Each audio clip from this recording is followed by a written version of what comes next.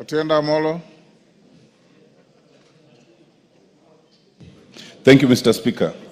Mr. Speaker, I support this special motion for a few reasons that I will state very briefly. First of all, it is well balanced in terms of gender, in terms of ethnicity, in terms of region.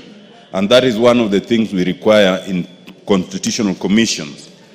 It is also well balanced in terms of abilities, and I've seen the various nominees from the various bodies. They are promising.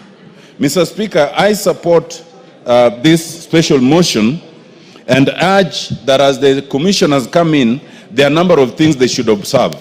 One of the things they should observe, Mr. Speaker, is not to be a stumbling block to the idea of unionism. The remuneration, this commission was set up to facilitate the purposes of the Constitution. And one of those purposes is recognition of the right to unionism. There has become a trend where collective bargaining agreements are negotiated and then flouted, and when they are flouted, they cite the commission as the entity that has not approved. I urge them to do their work in tandem with the commission. Secondly, Mr. Speaker, I urge the commission to be aware that there's a reason why, as opposed to other commissions, they are representatives of other bodies. Among those in the list right now is a representative of the Senate, and we in the National Assembly have sent a representative. There are representations from employers, employees, and other bodies. They are wajumbe like us. If they do not go there to represent themselves, they represent the entities that have sent them. And therefore, when we as Parliament send people to the commission, the people we send must consult with us and must respect our authority. They must not go there and start fighting us.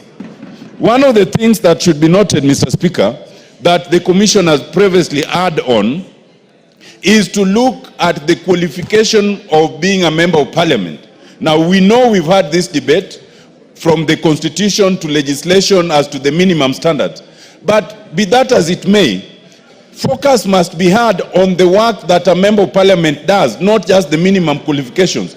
This is the house where we have some of the highest qualified Kenyans. And therefore, you cannot sacrifice the work that a member of Parliament does merely because you say the minimum qualification is equivalent to the qualification of any other person of the lowest cadre. That is something they got wrong and they must get right.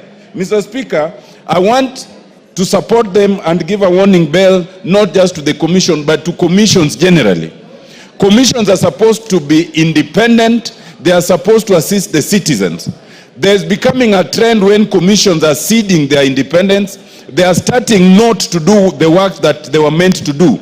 This is becoming a threat to the Constitution and to the commissions themselves.